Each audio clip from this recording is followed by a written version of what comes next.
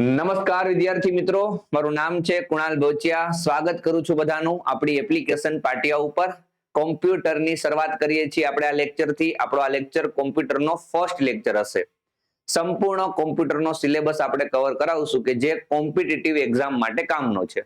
પછી તે કોઈ પણ ગુજરાતની કે સેન્ટ્રલની એક્ઝામ હોય, કોઈ પણ લેવલની એક્ઝામ હોય, જ્યાં કોમ્પ્યુટર આવતું હશે ત્યાં આપણા તમામ લેક્ચર્સ તમને કામ લાગશે. આપણા લેક્ચર્સ જોઈને હું તમને ખાતરીપૂર્વક કહી શકીશ કે તમે કોઈ પણ લેવલની એક્ઝામનો ક્વેશ્ચન હશે કોમ્પ્યુટરનો એ અટેમ્પ્ટ કરી શકશો. બધું જ 360 ડિગ્રી આપણે કોમ્પ્યુટર કવર કરાવવાના છીએ. જેટલું પણ કામનું છે, જેટલામાંથી પીવાયક્યુ આવી ગયા છે, દરેક પીવાયક્યુઝ પણ હું સોલ્વ કરાવીશ. તમને પીવાયક્યુઝ ના આન્સર તમારે જ આપવાના છે. પેલા હું સંપૂર્ણ થિયરી કે જે કામની છે એ ભણાવીશ અને પછી એમાંથી જેટલા પણ પ્રીવિયસ યરના ક્વેશ્ચન છે આપણે લાસ્ટમાં લેશું. તો સાથે સાથે આપણે ક્વેશ્ચન પણ થતા જશે ને થિયરી પણ થતી જશે. તમારે શું કરવાનું? તો જો તમારે બુક બનાવી હોય તો બુક બનાવી શકો છો. બાકી આ તમામ પીડીએફ તમને મળી જશે રીડિંગ કરવા માટે. અને જો તમને ઈચ્છા હોય કે ભાઈ મારી પોતાની બુક બનાવી છે તો પણ વાંધો નહીં. પણ લાસ્ટમાં જે પીવાયક્યુઝ કરાવું એની તો એક બુક બનાવજો જ. તમે સંપૂર્ણ થિયરી ના લખો તો વાંધો નહીં, પણ છેલ્લે જેટલા પણ ચેપ્ટર વાઇઝ 20 હોય 30 હોય, જેટલા પણ પીવાયક્યુઝ હોય એ તમારે નોટ ડાઉન કરવાના છે. છેલ્લા દિવસે દરેક પીવાયક્યુઝ નું રિવિઝન કરીને જવાનું. જે એક્ઝામમાં કોમ્પ્યુટર આવતું હોય ને એટલું તમારે કરીને જવાનું. તમારો કોમ્પ્યુટરનો એક ક્વેશ્ચન ખોટો નહીં પડે. તો ચાલો આપણે શરૂઆત કરીએ કોમ્પ્યુટરની. આજના લેક્ચરમાં આપણે શું જોવાના છીએ તો કોમ્પ્યુટર પરિચય લખેલું છે. કોમ્પ્યુટરનો પરિચય જોશું. કોમ્પ્યુટર વિશેની બેઝિક માહિતી સમજશું કે ભાઈ કોમ્પ્યુટરનો મતલબ શું થાય. ગુજરાતીમાં એને સંગણક કહેવાય. ગણક એટલે તમને લાગતું છે કે ગણતરી કરતું સાધન. એક્ઝેક્ટ સાચો મિનિંગ છે. કોમ્પ્યુટરનો મતલબ થાય ગણતરી કરતું સાધન. તો ગણતરી કરતું સાધન તો સાહેબ કેલ્ક્યુલેટર પણ છે. તો કેલ્ક્યુલેટરને પણ કોમ્પ્યુટર કહેવાય, બિલકુલ કહેવાય. શરૂઆતમાં કોમ્પ્યુટર એટલે ગણતરી કરતું સાધન જ હતું. એનાથી આપણે સંશોધન કરીને અત્યારના AI આર્ટિફિશિયલ ઇન્ટેલિજન્સ સુધી પહોંચી ગયા. ખાલી વિચાર એવો આવ્યો હતો કે ભાઈ એવું કઈક યંત્ર બનાવીએ કે જેથી સરવાળા બાદબાકી ગુણાકાર ભાગાકાર ફાસ્ટ થઈ જાય. ત્યારે કેલ્ક્યુલેટર નહોતું. તેવા એવા યંત્રો બનાવતા ગયા, નવા સંશોધનો થતા ગયા અને અત્યારના તમે જોઈ શકતા હશો રિઝલ્ટ તમારી સામે છે. ચેટ જીપીટી હે ને, કોણ યુઝ નહીં કરતું હોય અત્યારના ચેટ જીપીટી? નાના છોકરાઓ ચેટ જીપીટી યુઝ કરે છે. અમારી વખતે તો ચેટ જીપીટી હતું નહીં. બાકી યાર કોલેજમાં કઈ ટેન્શન જ નહોતું. કોલેજના બધા અસાઇનમેન્ટ્સ, પ્રોજેક્ટનું આખું જે કમ્પ્લીટ જે ફાઇલ છે દરેક વસ્તુ ચેટ જીપીટી બનાવી દે. આપણે ખાલી આરામ કરવાનો હતો. ચેટ જીપીટી તમામ પ્રશ્નોનું સોલ્યુશન લાવી દે. અને અત્યારના દરેક વિદ્યાર્થીઓ, તમે પણ ચેટ જીપીટી નો યુઝ કરતા હશો, નહીં કરતા હો તો હું તમને શીખવાડીશ. આ સેશનમાં મતલબ આ જે સિલેબસમાં આપણે તમને આર્ટિફિશિયલ ઇન્ટેલિજન્સ નો પણ યુઝ કરતા શીખવાડશું. અમુક એવા ટૂલ્સ હું તમને કહીશ અને ટૂલ્સ થી કઈ રીતે તમારી ક્રિએટિવિટી તમે વધારી શકો, કઈ રીતે તમારું કામ ઈઝી કરી શકો, કોમ્પિટિટિવ એક્ઝામમાં આર્ટિફિશિયલ ઇન્ટેલિજન્સમાં આપણે કઈ રીતના લાભ ઉઠાવી શકીએ, ફાયદો ઉઠાવી શકીએ અને એનાથી શું થઈ શકે, આ દરેક વસ્તુ પણ આપણે ચર્ચા કરશું. તો આ કોમ્પ્યુટર તો તમને ભણવા મળશે જ, સાથે સાથે તમે ટેકનોલોજીમાં પણ એક્સપર્ટ થઈ જશો. તમે આર્ટિફિશિયલ ઇન્ટેલિજન્સ નો યુઝ કરતા થઈ જશો. સંપૂર્ણ લેક્ચર જોશો ને તમને મજા આવી જવાની છે. તમને કોમ્પ્યુટરનો કઈ નહીં આવડતું હોય ને એની જગ્યાએ તમને ઘણું બધું કોમ્પ્યુટર આવડવા લાગશે. ભલે તમારી સામે કોમ્પ્યુટર નથી, પ્રેક્ટિકલ કર્યા વગર આપણે દરેક વસ્તુઓ તમને શીખવાડી દઈશું. યસ, પ્રેક્ટિકલ જરૂરી છે, પણ આ જેટલી પણ હું તમને અહીંથી બેઝિક્સ માહિતી આપું એ તો તમને આવડવી જોઈએ. તો મેં કીધું તે પ્રમાણે કે આપણે જે સફર છે કે ભાઈ મોટા રૂમમાં ડબ્બા જેવા કોમ્પ્યુટર હતા. આખો મોટો રૂમ હોય ને એ આખું એક કોમ્પ્યુટરની સાઈઝ હોય. એ કોમ્પ્યુટર થી આપણે અત્યારના તમે જો મોબાઈલ યુઝ કરીએ છીએ. મોબાઈલ પણ એક પ્રકારનો કોમ્પ્યુટર જ કહેવાય. લેપટોપ તમે જો, પામટોપ તમે જો, અવડા કોમ્પ્યુટર આવી ગયા. તો એ સાઈઝ થી આપણે આ સાઈઝ સુધી પહોંચ્યા. એવું તો કંઈક થયું હશે ને, એવા તો કંઈક સંશોધન થયા હશે ને. એમાં જે બધી સાધનો યુઝ થતા હતા એ સાધનોની સાઈઝ નાની થતી ગઈ હશે. બિલકુલ એવું જ કંઈક છે. તો એ કયા સાધનો, એમાં કઈ રીતના સંશોધન થયા, એ દરેક વસ્તુ હું તમને આ લેક્ચરમાં કરાવવાનો છું. ઇન શોર્ટ આપણે કોમ્પ્યુટરની હિસ્ટ્રી આજે એક જ લેક્ચરમાં પૂરી કરી દેવાના છીએ. દરેક વસ્તુ અને એના પીવાયક્યુ પણ જોઈ લેશું. તો ચાલો વધારે સમય નથી લેતા અને આપણે ફટાફટ સેશનની શરૂઆત કરીએ. ફટાફટ કોમ્પ્યુટરના પરિચયની શરૂઆત કરીએ. હું અહીંયા ઓલમોસ્ટ બધું પીપીટીમાં લખીને આવ્યો છું. જ્યાં મને સમજાવવા લાયક હશે ત્યાં હું તમને સમજાવીશ, ડિટેલમાં સમજાવીશ. પણ અહીંયા જેટલી પણ લાઈન લખેલી છે બધી તમારા દિમાગમાં ઘૂસી જવી જોઈએ. તમારે યાદ રાખવાની છે દરેક વસ્તુ. હું તમને જે કહું એ તમારે નોટ ડાઉન કરતું જવાનું છે, યાદ રાખવાનું છે. ક્લિયર થાય છે? ચાલો પહેલા તો આપણે કોમ્પ્યુટર શું છે એ સમજીએ. તો ભાઈ કોમ્પ્યુટર છે ને એક ઇલેક્ટ્રોનિક ડિવાઇસ છે. શું વાત છે? પહેલો ક્વેશ્ચન જ બની ગયો. કોમ્પ્યુટર કેવું ડિવાઇસ છે? Electronic device. સાહેબ આ તો નાના છોકરાઓને ના આવડે. ઓપ્શનમાં એક ઓપ્શન હશે ઇલેક્ટ્રિકલ ડિવાઇસ અને ઇલેક્ટ્રોનિક ડિવાઇસ. તો હવે ઘણા વિદ્યાર્થીઓ એવા હશે કે જેને ઇલેક્ટ્રિકલ અને ઇલેક્ટ્રોનિક વચ્ચેનો ડિફરન્સ નથી ખબર. તમે બજારમાં જાઓ છો, કંઈક વસ્તુ લેવા જાઓ છો, તો તમારી સામે બે દુકાનો જોવા મળશે. એક ઇલેક્ટ્રિકલની દુકાન હશે, એક ઇલેક્ટ્રોનિકની દુકાન હશે. યસ, અત્યારમાં તો ઘણા બધી એવા શોપ ખુલી ગયા છે, એવા શોરૂમ ખુલી ગયા છે કે ત્યાં બધી વસ્તુ મળે. પણ તમે જનરલી જોયું હશે કે ભાઈ ઇલેક્ટ્રોનિક્સની દુકાન અલગ હોય, ઇલેક્ટ્રિકલ્સની દુકાન અલગ હોય. ખ્યાલ આવે છે? તો એમાં શું ફરક છે? કેવા કેવા યંત્રો ઇલેક્ટ્રિકલમાં આવશે, કેવા કેવા યંત્રો ઇલેક્ટ્રોનિકમાં આવશે, તમને ખબર હોવી જોઈએ. ચાલો આપણે છે ને ગેમ રમીએ. તમે છે ને જ્યાં રૂમમાં બેઠા છો ને ત્યાં તમે આજુબાજુમાં જુઓ, તમને ઇલેક્ટ્રિકલ ઇલેક્ટ્રોનિક યંત્રો દેખાશે. તમને પંખો દેખાતો હશે, યસ, નોટ ડાઉન કરો. એ શેમાં આવશે? ઇલેક્ટ્રિકલમાં આવશે કે ઇલેક્ટ્રોનિકમાં આવશે? તમને ટ્યુબલાઇટ દેખાતી હશે, હા સાહેબ દેખાય છે. તમે મોબાઈલમાં લેક્ચર જોતા હશો તો તમારી પાસે મોબાઈલ છે, કે ખૂણામાં કોમ્પ્યુટર પડેલું હશે, ટીવી લટકાડેલું હશે, તમારા બેડરૂમમાં કે હોલમાં કે ગમે ત્યાં ટીવી હશે, ગમે તે ટીવી હોય, કોઈ પણ ટીવી હોય. તો આ બધા અલગ અલગ એસી હશે, ફ્રીજ હશે. તો આ બધા છે ને સાધનો, આ બધા યંત્રો છે ને એને તમે મૂકો, કયા કયા ઇલેક્ટ્રિકલમાં આવશે, કયા કયા ઇલેક્ટ્રોનિકમાં આવશે, એટલે તમને આઈડિયા આવી જશે. હવે તમે ટ્રાય કરી લીધી. હવે હું તમને જો એક વાત કહું, પછી તમે પાછું જોજો. એવા યંત્રો કે જેમાં કંઈક એનર્જીનું પુનરાવર્તન થતું હોય. એનર્જીનું મીન્સ કોઈ પણ મિકેનિકલ એનર્જીમાં, ઇલેક્ટ્રિકલ એનર્જીનું છે ને કોઈ પણ એનર્જીમાં રૂપાંતરણ થતું હોય. મિકેનિકલ એનર્જી હોય, લાઇટ એનર્જી હોય, ઇલેક્ટ્રિકલ એનર્જીનું કોઈ પણ એનર્જીમાં રૂપાંતરણ થતું હશે ને, જ્યાં એનર્જીનું કન્વર્ઝેશન થતું હશે ને, એવા દરેક યંત્ર છે ને એ કેવા હશે? ઇલેક્ટ્રિકલ હશે. ખાસ યાદ રાખજો, ઇલેક્ટ્રિકલમાં છે ને શું થાય કે એનર્જીનું એક ફોર્મમાંથી બીજા ફોર્મમાં શું થાય? રૂપાંતરણ થાય. એ electrical device. Okay, electrical device. Okay, ખાસ યાદ રાખવાનું છે. તો હવે તમે જુઓ, જે પંખો હતો, જે ટ્યુબલાઇટ હતી, આ બધામાં શું થાય છે? પંખામાં શું થાય છે? ઇલેક્ટ્રિકલ એનર્જીનું મિકેનિકલ એનર્જીમાં રૂપાંતરણ થાય છે. પંખો ફરે છે, કાઇનેટિક એનર્જી કયો તોય ચાલે. તો એ આપણું ઇલેક્ટ્રિકલ ડિવાઇસ થઈ ગયું. ટ્યુબલાઇટમાં લાઇટ એનર્જીમાં રૂપાંતરણ થાય છે ઇલેક્ટ્રિક એનર્જીનું, તો એ આપણું ઇલેક્ટ્રિકલ ડિવાઇસ થઈ ગયું. ક્લિયર થાય છે?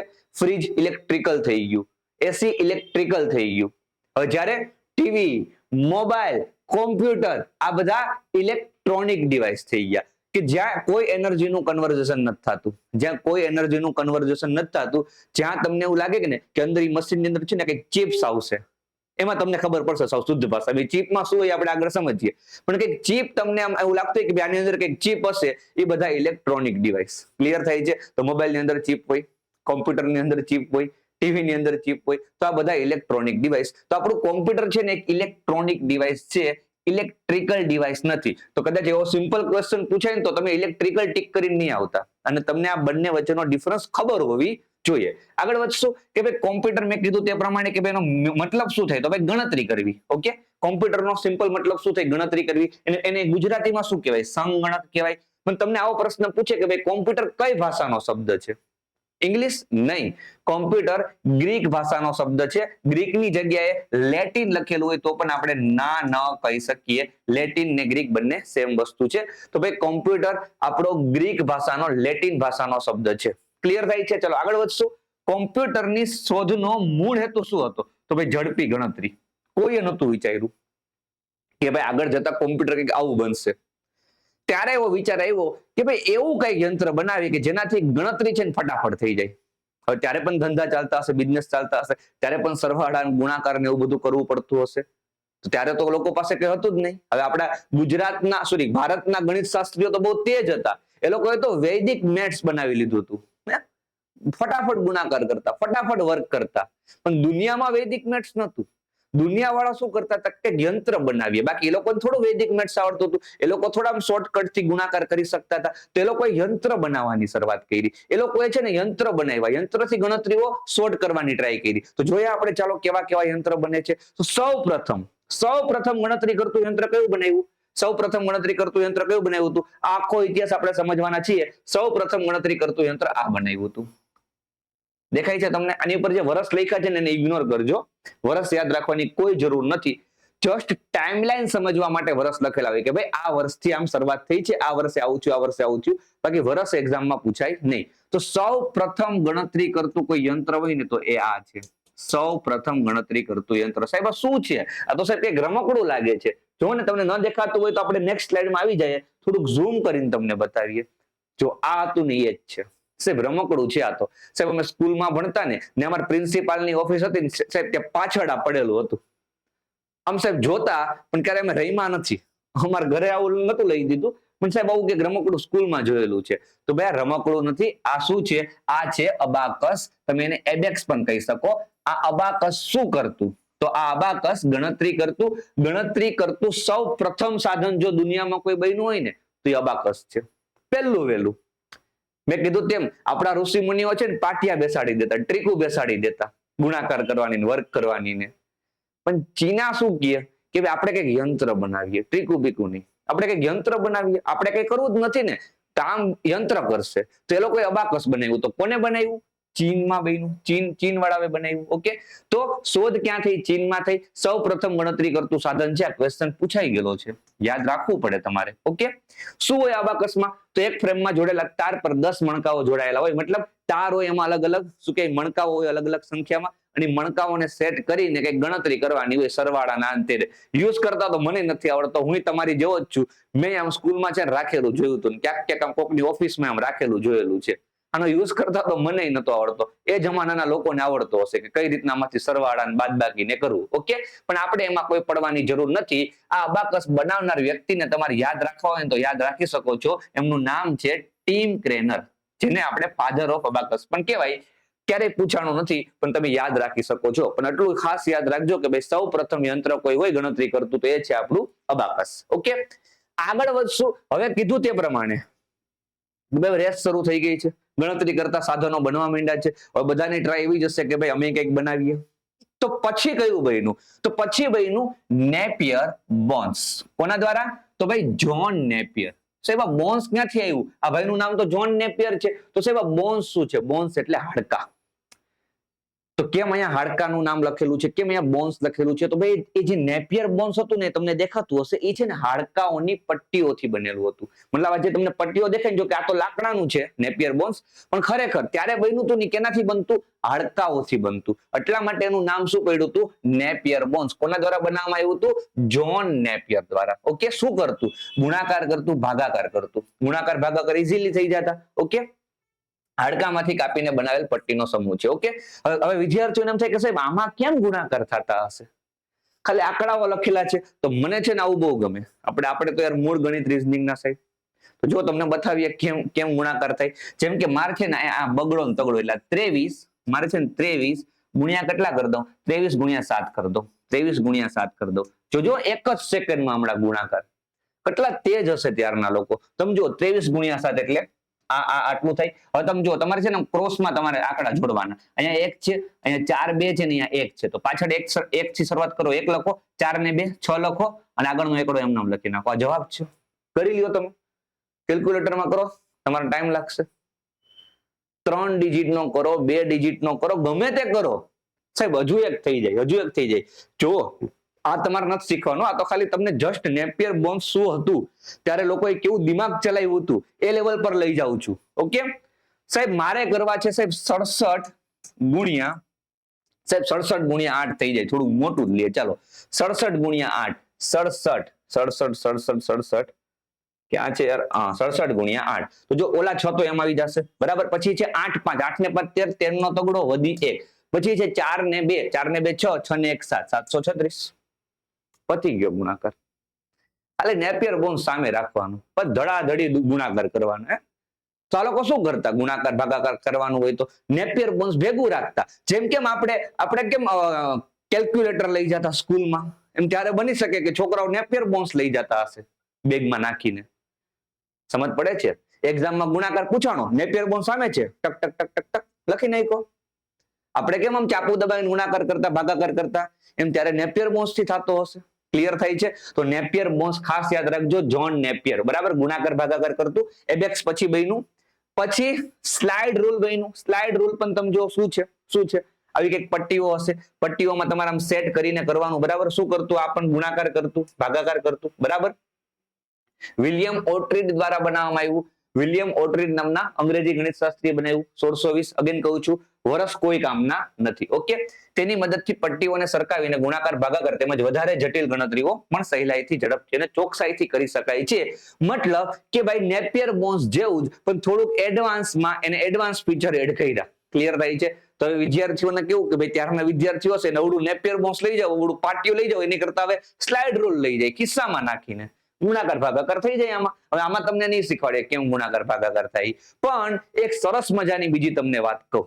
તમે આગળ ગુણાકાર કર્યો ને, ગુણાકાર તો મેં છે ને આ નિશાની કરી. જો આ નિશાની, હવે બધાને ખબર છે કે આ નિશાની કઈ છે? ગુણાકારની નિશાની છે. તો એ ગુણાકારની નિશાની છે ને એ છે એવું કોને કીધું? તો આ ભાઈએ કીધું, આપણે વિલિયમ ઓટ્રીડ.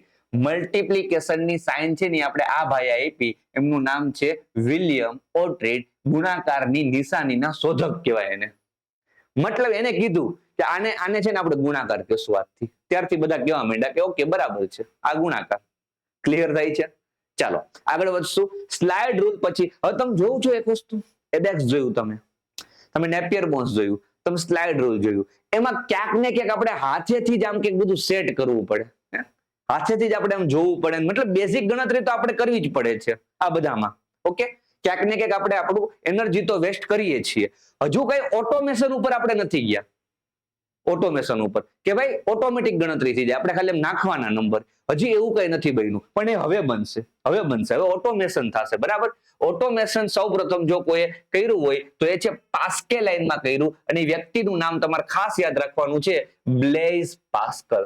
કોણ ના ઓળખે પાસ્કલને? ગણિત ભણીને આવ્યા હોય તમે પાસ્કલને ના ઓળખો એવું બને? પાસ્કલ મહાન ગણિત શાસ્ત્રી. પાસ્કલ ટ્રાયેંગલ ક્યાંક તમે જોયો હશે સ્કૂલમાં આવતો. બરાબર? તો એ જ પાસ્કલ, એમને જ બનાવ્યું પાસ્કલાઇન, જેને પાસ્કલ કોમ્પ્યુટર પણ કહેવાય. અહીંયા એક પોઈન્ટ પણ લખી નાખજો, પાસ્કલ કોમ્પ્યુટર. પાસ્કલ કોમ્પ્યુટર કયો, પાસ્કલ કેલ્ક્યુલેટર કયો, એ પણ કહી શકાય. ઓકે, અને આ વિશ્વનું પ્રથમ મિકેનિકલ કેલ્ક્યુલેટર હતું. સાહેબ મિકેનિકલ કેમ? કેલ્ક્યુલેટર એટલે ગણતરી કરતું યંત્ર, પણ સાહેબ મિકેનિકલ કેમ? કેમ કે તમે અહીંયા જોઈ શકતા હશો પાસ્કેલાઇન નો ફોટો, એમાં તમને જ્યાં ચકેડા દેખાય છે એ શું છે? ગિયર છે. બરાબર? ગિયર. અને જ્યાં ગિયર આવે ત્યાં શું આવે? મિકેનિકલ આવે. મિકેનિકલમાં ગિયર તમે ભણ્યા હશો. તો અહીંયા કંઈક મિકેનિકલના કોન્સેપ્ટો યુઝ થયા હતા, એટલા માટે એને કઈ પ્રથમ મિકેનિકલ કેલ્ક્યુલેટર. જો તમને એક દંડી દેખાતી હશે, આ દંડીથી તમારે છે ને આમ નંબર સેટ કરવાના અહીંયા, અને પછી તમારે ગુણાકાર આમ કરો ને એટલે સીધો ગુણાકારનો જવાબ જ આવતો. ભાઈ આ કોને બનાવ્યું હતું? બ્લેઝ પાસ્કલે. તમને એક વાત જાણીને બહુ નવાઈ લાગશે કે ભાઈ બ્લેઝ પાસ્કલે જયારે આ ડબ્બો બનાવ્યો ને ત્યારે એ માત્ર 18 વર્ષના હતા. આપણે શું કરતા 18 વર્ષે?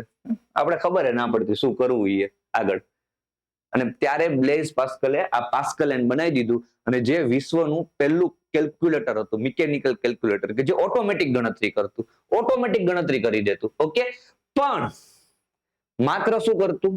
સરવાળા અને બાદબાકી, બીજું કઈ ના કરતું. ગુણાકાર ભાગાકાર ના થતા. સરવાળા બાદબાકીનું ઓટોમેટિક સોલ્યુશન આવી ગયું હતું પાસ્કેલાઇન. હવે કોઈ કેમ કે ભાઈ ગુણાકાર ભાગાકારનું કંઈક લાવવું પડશે, તો કોને લાવ્યું એ? ગોટફ્રીડ લીબનીઝે. એમને બનાવ્યું મલ્ટીપ્લાયર વ્હીલ.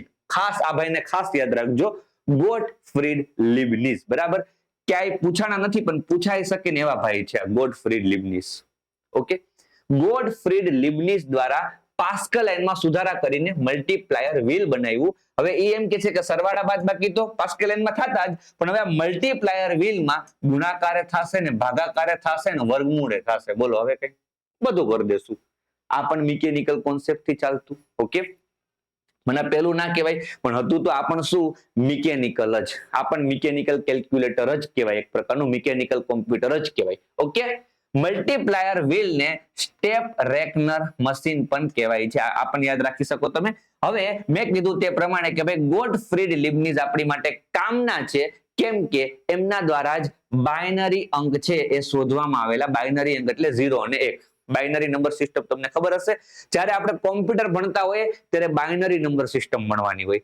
મેથ્સ ભણતા હોય ત્યારે પણ આપણે નંબર સિસ્ટમ ભણવાની હોય, પણ એ કઈ નંબર સિસ્ટમ? ડેસિમલ, એટલે કે 10 અંકો વાળી નંબર સિસ્ટમ. કોમ્પ્યુટરમાં આવે બાયનરી અને હેક્સાડેસિમલ. હેક્સાડેસિમલ નંબર સિસ્ટમ પણ કોમ્પ્યુટરમાં જ આવે, જેમાં કેટલા અંક હોય? 16. કોઈને ખબર છે 16 અંક કયા કયા? 0 1 2 3 4 5 6 7 8 9 ABCDEF હેક્સાડેસિમલ નંબર સિસ્ટમમાં ABCDEF છે ને એ અંકો છે. બાયનરીમાં 0 અને 1 આ 3 પ્રકારની નંબર સિસ્ટમ આપણે ખ્યાલ હશે. ઓકે, તો એ બાયનરી જે અંકો છે 0 અને 1 એના શોધક કોણ છે? ગોટફ્રીડ લીબનિઝ. તો તમે આ ભાઈને છે ને યાદ રાખી લેજો, બરાબર? ક્યારેય પૂછાણા નથી પણ પૂછાઈ શકે. તમે જોઈ શકતા હશો અહીંયા તમને મલ્ટીપ્લાયર વ્હીલ દેખાતું હશે જે ગણતરી કરતું, શું કરતું? સરવાળા, બાદબાકી, ગુણાકાર, ભાગાકાર. આ બધા કોમ્પ્યુટર છે જે આપણે ભણી ગયા ને, આ બધા કોમ્પ્યુટરો છે. ત્યારે કોમ્પ્યુટર આવા હતા. કોમ્પ્યુટર એટલે શું? ગણતરી કરતું યંત્ર. એ બધા કોમ્પ્યુટર થયા ને. તો વિશ્વનું પ્રથમ કોમ્પ્યુટર કયું કહેવાય? એબેક્સ કહેવાય. બિલકુલ. તમને એવો પ્રશ્ન પૂછે કે ભાઈ દુનિયાનું પ્રથમ કોમ્પ્યુટર કયું? એબેક્સ તમારે ટીક કરવાનું, તમારો જવાબ સાચો પડે. ઓકે, ચાલો પછી થોડુંક હવે થોડુંક પરિવર્તન આવે છે, મોટું પરિવર્તન આવે છે. ડાયરેક્ટ બની ગયું છે ડિફરન્સ એન્જિન, અને એ પણ ચાર્લ્સ બેબેજ દ્વારા. જે કોઈ વ્યક્તિના હસ્તક્ષેપ વગર ગણતરી કરવા સક્ષમ હતું, કમ્પ્લીટ ઓટોમેટિક. પણ અગેન મિકેનિકલ કોન્સેપ્ટ. હજુ આપણે છે ને 1% ઇલેક્ટ્રોનિક વસ્તુઓનો યુઝ નથી કર્યો. હજી બધું મિકેનિકલ ઉપર ચાલે છે. આ તમે જોઈ શકતા હશો, અહીંયા પણ તમે જો ગેર તમને દેખાતા હશે. પણ આ કમ્પ્લીટ ઓટોમેટિક ગણતરી કરતું, કમ્પ્લીટ ઓટોમેટિક. ઓકે, તો મતલબ મલ્ટીપ્લાયર વ્હીલ ને પાસ્કેલ કરતા ક્યાંય એડવાન્સ વર્ઝન. એમ કોને બનાવ્યું? તો ભાઈ ચાર્લ્સ બેબેજે બનાવ્યું ડિફરન્સ એન્જિન. કમ્પ્લીટ હસ્તક્ષેપ વગર ગણતરી કરતું. ચાર્લ્સ બેબેજ કે હજી ઉભા રહ્યો, હજી થોડુંક આપણે કંઈક એક્સ્ટ્રા લાવીએ, તો એમને બનાવ્યું એનાલિટિકલ એન્જિન. ભૂકા કાઢી નાખ્યા એનાલિટિકલ એન્જિનમાં. તો પેલું તમે જોયું ડિફરન્સ એન્જિન, એમાં શું હતું કે ભાઈ કોઈ વ્યક્તિના હસ્તક્ષેપ વગર. પછી એને બનાવ્યું એનાલિટિકલ એન્જિન. હવે તો એને એવું કીધું કે હસ્તક્ષેપ નહીં, તમે ખાલી ઇનપુટ આપો, એને ખાલી કયો આવું કરવાનું છે, ઓટોમેટિક અંદર પ્રોસેસ થશે ને તમને આઉટપુટ મળી જશે ઓટોમેટિક. મતલબ કે ભાઈ પહેલું વહેલું યંત્ર કે જે ઇનપુટ, પ્રોસેસ અને આઉટપુટના કોન્સેપ્ટ પર કામ કરતું હતું, જે આજના કોમ્પ્યુટર પર કરે છે. આજની કોઈ પણ તમે કોમ્પ્યુટર સિસ્ટમ લઈ લ્યો, જે કયા કોન્સેપ્ટ પર કામ કરે? Input, process, output. અને આ એન્જિન પણ બનાવવામાં આવેલું ચાર્લ્સ બેબેજ દ્વારા. ક્લિયર થાય છે? સૌપ્રથમ ઇનપુટ, પ્રોસેસ, આઉટપુટના સિદ્ધાંત પર કામ કરતું યંત્ર. એટલા માટે ચાર્લ્સ બેબેજને છે ને એટલા માટે આપણે કોમ્પ્યુટર્સના પિતા કહેવાય. કેમ father of Charles Babbage? Father of computer Charles Babbage કેમ છે? કેમ કોમ્પ્યુટરના પિતા છે ને ચાર્લ્સ બેબેજ છે? રીઝન સિમ્પલ છે કે ભાઈ એને એવું પેલું યંત્ર બનાવ્યું કે જે આ કોન્સેપ્ટ થી કામ કરે છે, અને આ કોન્સેપ્ટ થી હવે અત્યારના બધા કોમ્પ્યુટરો કામ કરે છે. Input, process, output. તો ભાઈ અહીંથી છે ને ખરેખર જે અત્યારના કોમ્પ્યુટર છે ને એવું કંઈક બનવાની શરૂઆત થઈ હતી. એટલા માટે આગળ બ્લેઝ, પાસ્કલ ને બધા યંત્ર બનાવ્યા જ, પણ એ બહુ લિમિટેડ હતા. સિમ્પલ કોન્સેપ્ટ હતા. નેપિયર બોન્સ તમે જોઈ શકતા હશો. પણ આજના કોમ્પ્યુટર પ્રમાણે વર્ક કરતું જો કોઈ યંત્ર હતું ને, તો એ હતું એનાલિટિકલ એન્જિન. અને એ બનાવવામાં આવ્યું હતું ચાર્લ્સ બેબેજ દ્વારા. એટલા માટે જ ફાધર ઓફ કોમ્પ્યુટર તરીકે આપણે ચાર્લ્સ બેબેજને યાદ રાખવા પડે. ખાસ યાદ રાખજો, પૂછાઈ ગયેલો ક્વેશ્ચન. કોમ્પ્યુટરના પિતા કોણ છે? Charles Babbage. જો કે દરેક વિદ્યાર્થીઓને યાદ જ હશે. તમને અહીંયા એનાલિટિકલ એન્જિન પણ દેખાડી દઉં. જો આ છે આપણું એનાલિટિકલ એન્જિન.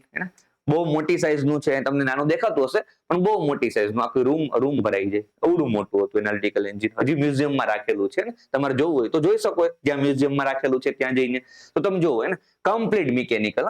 એટલા માટે જોઈએ પાછળ એન્જિન લખે, એન્જિન, કેમ કે આ મિકેનિકલ સાધન છે, ઇલેક્ટ્રોનિક નથી. પછી કોમ્પ્યુટર કેમ ઇલેક્ટ્રોનિક બન્યું એની ઉપર આપણે આવીએ, પણ તમે જો મોટી સાઈઝનું હશે, એકદમ સરસ મજાનું, ઓટોમેટિક ગણતરી થતી. તમારે ખાલી ઇનપુટ આપવાનું, પ્રોસેસ કરે, આઉટપુટ મળી જાય આપણે. તો આમાં કંઈક એ રીતના પ્રોગ્રામ પણ ડિઝાઇન કરવા પડશે. ઓકે, તેની પાસે કંઈક મેમરી પણ હોવી જોઈએ, મેમરી યુનિટ પણ જોશે આમાં. તો ખાસ યાદ રાખજો, એનાલિટિકલ એન્જિનમાં મેમરી યુનિટ તરીકે કાઉન્ટર વ્હીલ નો ઉપયોગ કરવામાં આવ્યો હતો. કેમ કે તમે એને ઇનપુટ આપો છો, એને ક્યાંક તો એને સ્ટોર કરવું પડશે ને, એનામાં પ્રોસેસ કરવા માટે. ઇનપુટ પર પ્રોસેસ કરવા માટે ઇનપુટનો ડેટા ક્યાંક શું કરવો પડે? સ્ટોર કરવો પડે. સમજ પડે છે હું શું કહું છું? મેમરી શું કરે? ઇનપુટમાં આપણે જે ડેટા આપીને એને સ્ટોર કરે. તો ભાઈ ઇનપુટ, પ્રોસેસ, આઉટપુટ નો સિદ્ધાંત હોય તો ત્યાં મેમરી યુનિટ હોવું જ જોઈએ. અને એ મેમરી યુનિટ તરીકે એનાલિટિકલ એન્જિનમાં શું હતું? કાઉન્ટર વ્હીલ હતા. ઓકે, શું હતું? કાઉન્ટર વ્હીલ હતા. તમે જોઈ શકતા હશો, તમને વ્હીલ જેવું કંઈક દેખાતું હશે, બરાબર? કાઉન્ટર વ્હીલ એ શું કરતા? એ સ્ટોર કરતા data.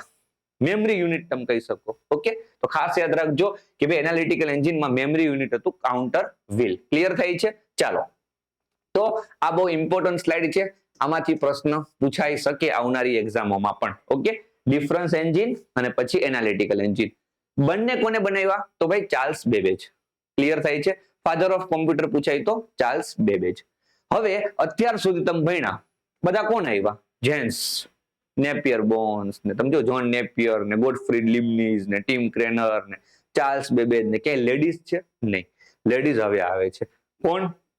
Lady Ada Lovelace Augusta. તમે ફોટો જોવો, મસ્ત છે ફોટો, હે ને?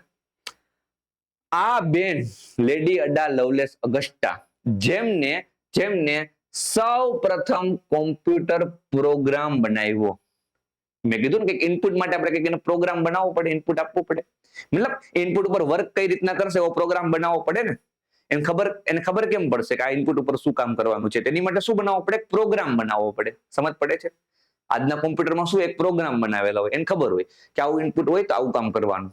તો એ પ્રોગ્રામ સૌપ્રથમ કોને બનાવ્યો? તો એ પ્રોગ્રામ બનાવવાની શરૂઆત કોને કરી? તો લેડી અડા લવલેસ અગસ્ટા. ખાસ યાદ રાખજો, સૌપ્રથમ કોમ્પ્યુટર પ્રોગ્રામ બનાવનાર લેડી અડા લવલેસ અગસ્ટા.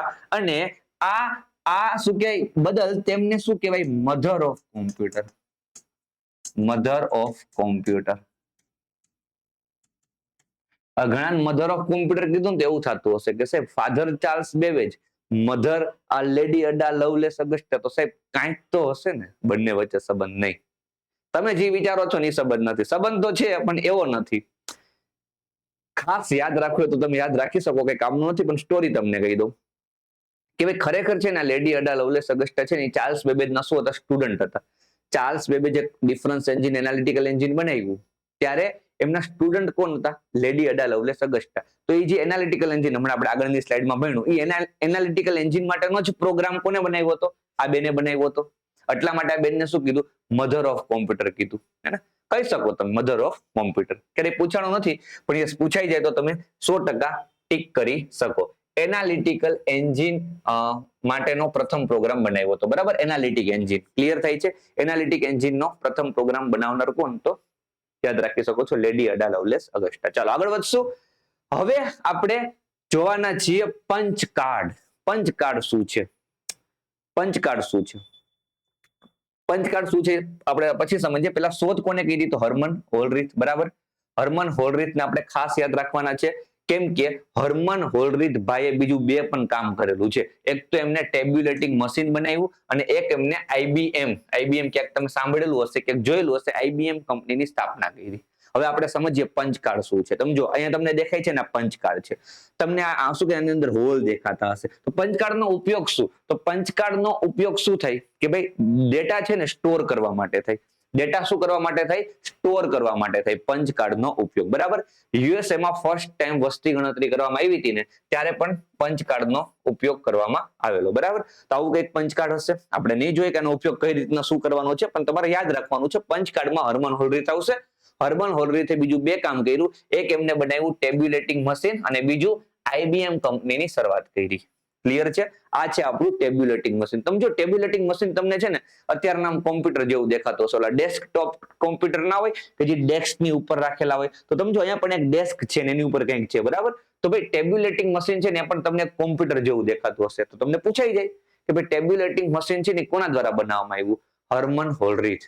અને ખાસ આઈબીએમ નું ફૂલ ફોર્મ એક્ઝામમાં પૂછાઈ ગયું છે, પણ યાદ રાખજો international business machine. Okay? IBM કંપનીનું full form international business machine. IBM કંપનીનું નામ તમે કોઈ કોમ્પ્યુટર મોનિટરમાં કે ક્યાંક તમે વાંચેલું હશે. આઈબીએમ માં શું કહે તમે સીપીયુ માં પણ તમે જોઈ શકતા છો કે આઈબીએમ લખેલું છે.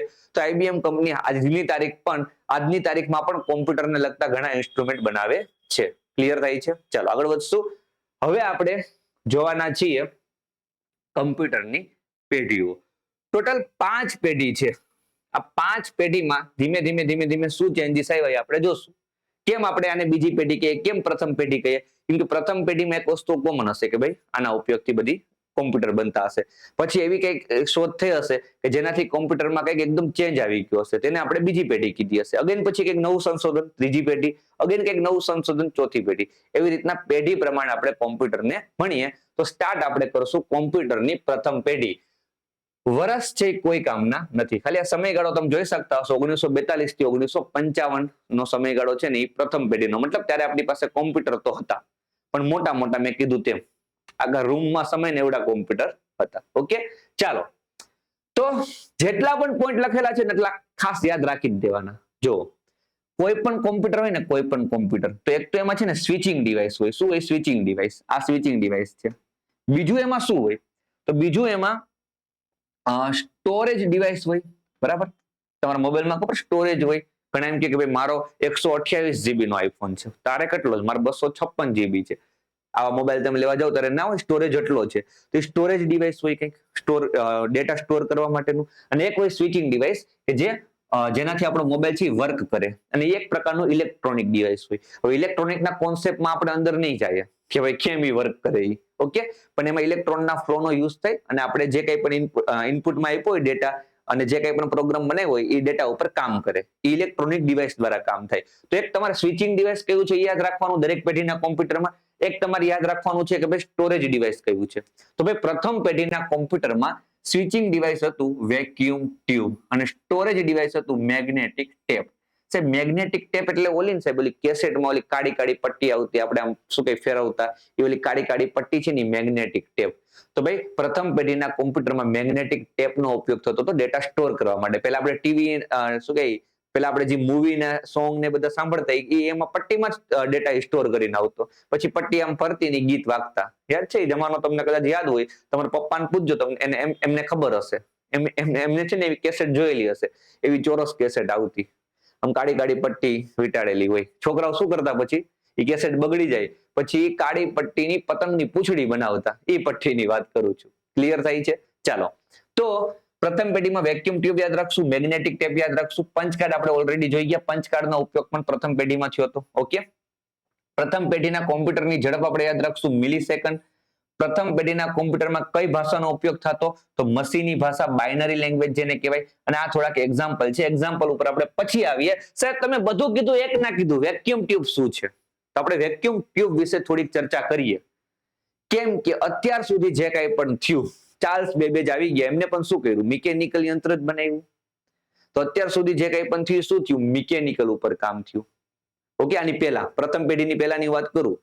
હવે પેલા બધા એબેક્સ ને આન તેને બધાને આપણે અત્યારના કોમ્પ્યુટરની શ્રેણીમાં નથી મૂકતા, પણ ખરેખર કોમ્પ્યુટરના કોન્સેપ્ટની શરૂઆત ત્યાંથી થઈ એટલે આપણે યાદ રાખવા પડે. કેમ કે એ બધા ગણતરી કરતા સાધન હતા અને એ બધાના કારણે જ આપણે અહીં સુધી પહોંચ્યા છીએ.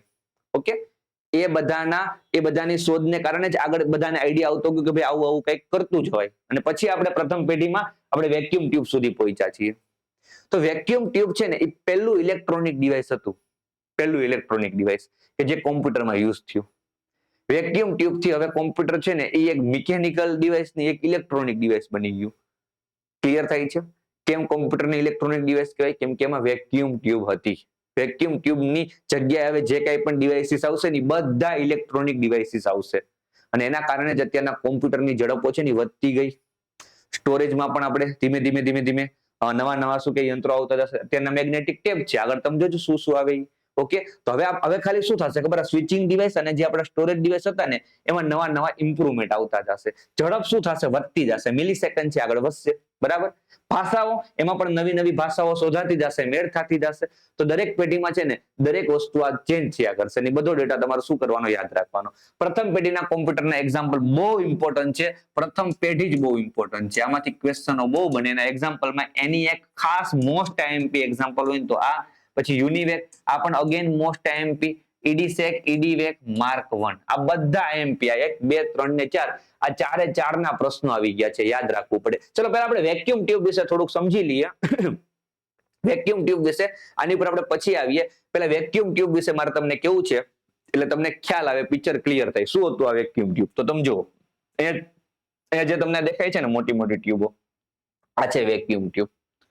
અંદર તમને કંઈક દેખાય છે, એ ડાયોડ હોય. બરાબર, એની આપણે બહુ ચર્ચા નહીં કરીએ, ઇલેક્ટ્રોનિક નો ભાગ છે. ઓકે, પણ વેક્યુમ ટ્યુબમાં તમારે શું યાદ રાખવાનું કે ભાઈ એમની શોધ કોને કરી હતી? લીડ એ ફોરેસ્ટ નામના અમેરિકન ઇજનેરે કરી હતી. બરાબર, ગુજરાતીમાં એને નિર્વાત નલિકા કહેવાય. વેક્યુમ ટ્યુબમાં ડાયોડ નો ઉપયોગ થતો. પણ જો તમને એવું પૂછે કે ડાયોડ ની શોધ કોને કરી, જો કે નથી પૂછવાના, પણ યાદ રાખી લેજો જોન ફ્લેમિંગ. ઓકે, કન્ફ્યુઝ નહીં થતા, ડાયોડ અને વેક્યુમ ટ્યુબ અલગ છે. ઓકે, તો આ વેક્યુમ ટ્યુબ છે. હવે આનો કોન્સેપ્ટ ને આ અંતેની આપણે ભણવા નહીં બેસીએ. યસ, એટલું તમને કહીશ કે જે આપણે પ્રોગ્રામ બનાવીએ છીએ, પ્રોગ્રામ પ્રમાણે કામ જે થાય છે એ બધું જ આ જે વેક્યુમ ટ્યુબ છે ને એના કારણે થશે. ક્લિયર થઈ છે? ઇલેક્ટ્રોનના ફ્લોનો ઉપયોગ કરીને એ લોકો સ્વિચ કરે, ઓન ઓફ કરે, 0 અને 1 નો, મતલબ એમાં ખ્યાલ હશે બધાને, 0 કેની માટે વપરાય, 1 કોની માટે વપરાય, એકને ઓન રાખ્યું, એકને ઓફ રાખ્યું. એવી રીતના એ લોકો ફ્લોનો સ્વિચ કર્યા કરે અને એ પ્રોગ્રામ ઉપર છે ને વર્ક થતું હોય. ઓકે, બહુ ડિટેલમાં આપણે કઈ જવાની જરૂર નથી. તમારે યાદ રાખવાનું છે કે વેક્યુમ ટ્યુબ એટલે કે પ્રથમ પેઢીનું કોમ્પ્યુટર, પ્રથમ પેઢીના કોમ્પ્યુટરો એમાં વેક્યુમ ટ્યુબ હતી. એક્ઝામ્પલ પ્રથમ પેઢીમાં તો ENIAC, EDSEC, UNIVAC, બરાબર, આ બધા એક્ઝામ્પલો યાદ રાખી લ્યો. એ બધાના ફૂલ ફોર્મ પણ તમારે યાદ રાખવાના છે. ઓકે, એની ઉપર આપણે પછી આવીએ. પહેલા થોડુંક પ્રથમ પેઢી વિશે આપણે હજુ જોઈએ કે જ્યારે પ્રથમ પેઢીનો સમયગાળો હતો ત્યારે અમુક છે ને સરસ મજાના કોમ્પ્યુટરો બન્યા દુનિયામાં, અલગ અલગ દેશોમાં, અને કોમ્પ્યુટરોના નામ આપણે એક વખત યાદ રાખવા પડે. જ્યારે પ્રથમ પેઢીનો સમયગાળો ચાલતો હતો ત્યારે, તો એમાં આપણે પહેલું નામ યાદ રાખશું, હાર્વર્ડ માર્ક 1 કોમ્પ્યુટર. હાર્વર્ડ યુનિવર્સિટીમાં બનેલું છે, હાર્વર્ડ એકન દ્વારા બનાવવામાં આવેલું છે. પછી આપણે યાદ રાખશું Z1 કોમ્પ્યુટર, જે જર્મનીમાં બનેલું છે, કોનરાડ જૂસ દ્વારા બનાવવામાં આવેલું. પછી ABC કોમ્પ્યુટર અમેરિકામાં બનેલું છે, એટનોસોફ અને બેરી નામના જે કંઈ પણ છે એમના દ્વારા બનાવવામાં આવ્યું છે.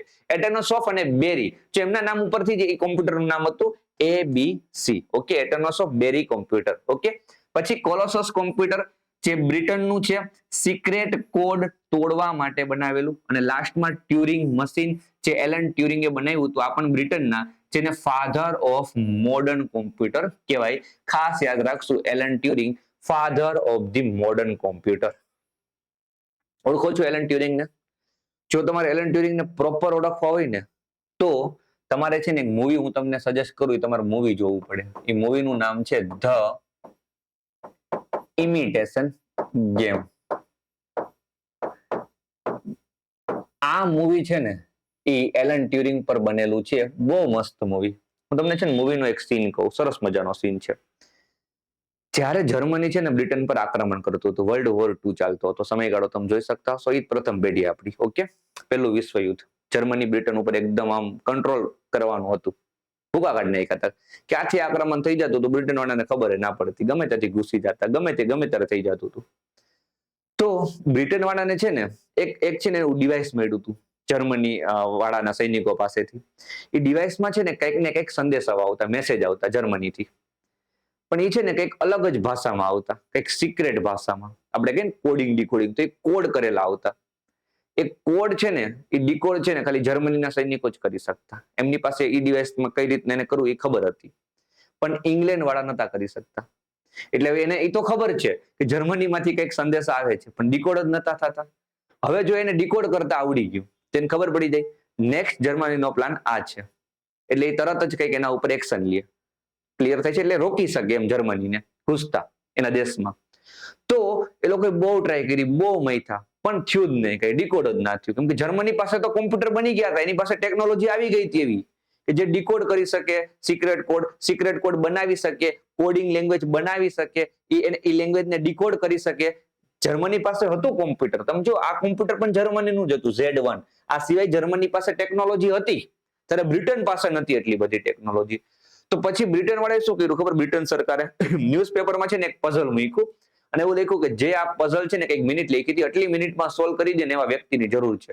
એલન ટ્યુરિંગ તરત જાય છે, બહુ બધા લોકો આવે છે, પણ એલન ટ્યુરિંગ છે ને કંઈક થોડી એવી સેકન્ડોમાં એ પઝલ છે ને સોલ્વ કરીને આપી દે છે. પછી એલન ટ્યુરિંગને એ લોકો હાયર કરે છે અને પછી સિક્રેટ કોડ તોડવા માટેનું આખું એક કોમ્પ્યુટર બનાવે છે. એ કોમ્પ્યુટર એટલે કોલોસસ કોમ્પ્યુટર. તો એ બધી જ સ્ટોરી છે ને આ મૂવીમાં બતાવેલી છે. તમને આ એલન ટ્યુરિંગ છે એ મૂવીમાં જોવા મળશે. મીન્સ એક્ટર બહુ મસ્ત એક્ટિંગ કરી છે, ખાસ જોજો, બહુ મસ્ત મૂવી છે. અને એલન ટ્યુરિંગને આપણે ફાધર ઓફ મોડર્ન કોમ્પ્યુટર પણ કહીએ છીએ. Father of computer Charles Babbage, father of modern computer Alan Turing.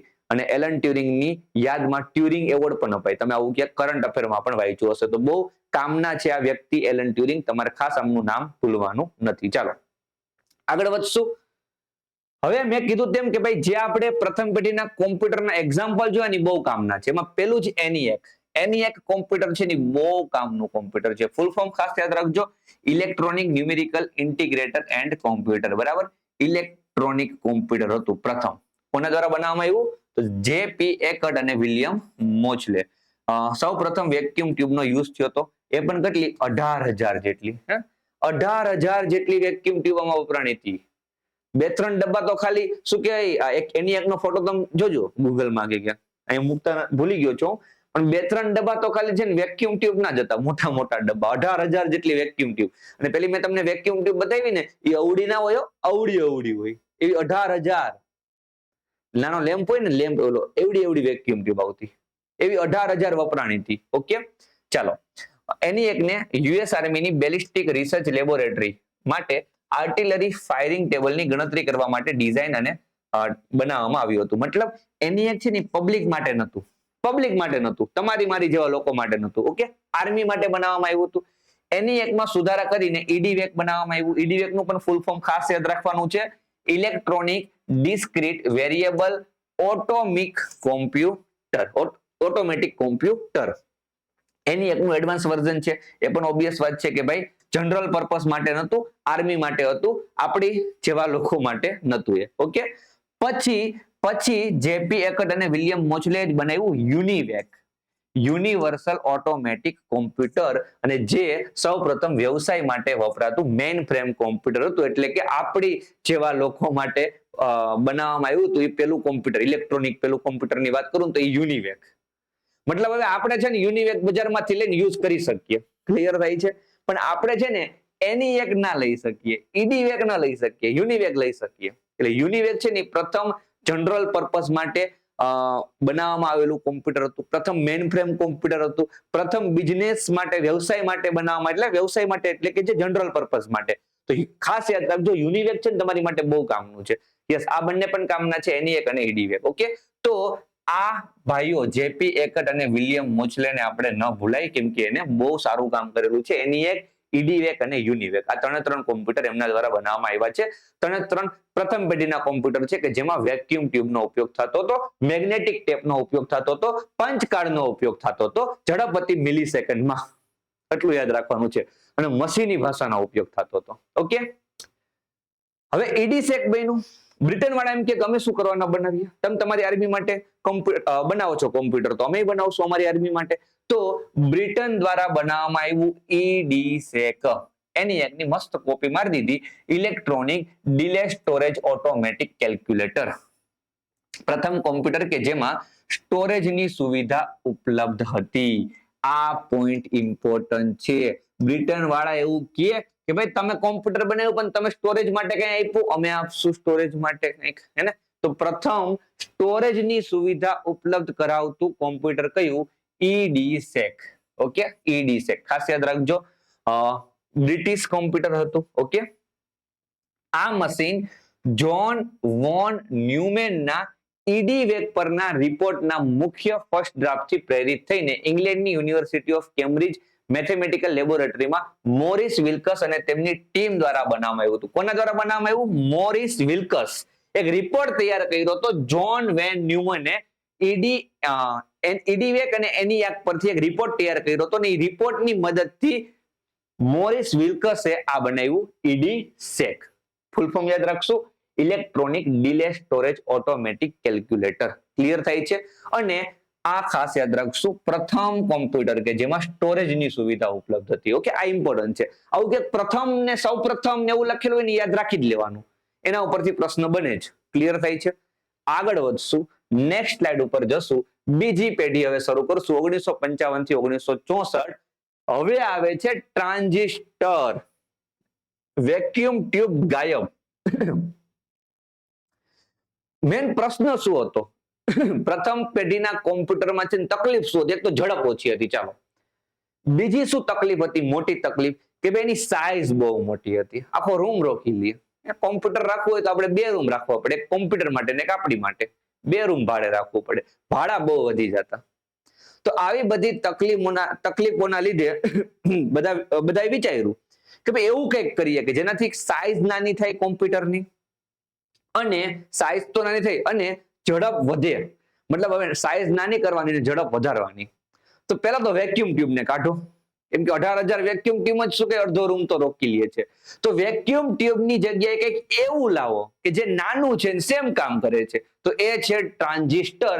આ બધું આપણે પછી જોઈએ, પેલા છે ને ટ્રાન્ઝિસ્ટર સમજીએ યાર. આ જુઓ, ક્યાં અવળી વેક્યુમ ટ્યુબ, અવળી વેક્યુમ ટ્યુબ, અને ક્યાં અવળું ટ્રાન્ઝિસ્ટર. ટ્રાન્ઝિસ્ટર તો તમે ક્યાંક ટીવી કે કંઈક ખોલીને બેઠો છો ને એમાં કંઈક જોયેલું હશે તમે. ઓકે, ટ્રાન્ઝિસ્ટર કહેવાય આને.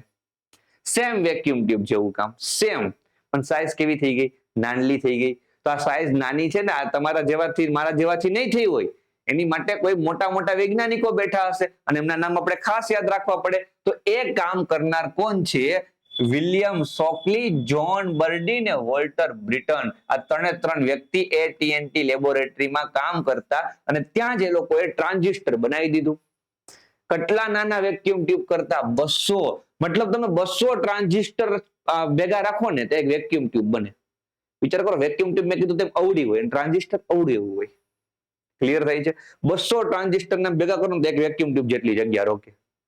હવે સીધી વાત છે કે ભાઈ 18,000 વેક્યુમ ટ્યુબ ની જગ્યાએ આપણે ખાલી આ ટ્રાન્ઝિસ્ટર લગાડવા હોય તો કેટલા લગાડી દેવાના? સીધો હિસાબ છે 90 ટ્રાન્ઝિસ્ટરમાં તમારું કામ થઈ જશે. મતલબ એટલી જગ્યામાં, મતલબ જગ્યા કેટલી હવે કેટલી ઘટી ગઈ જગ્યા તમે જો. 18,000 વેક્યુમ ટ્યુબ હતી. હે, ક્લિયર થાય છે? આ જગ્યાની વાત કરું છું ને, 90 ટ્રાન્ઝિસ્ટર ની જગ્યા એટલી ઘટી ગઈ. ક્લિયર થાય છે?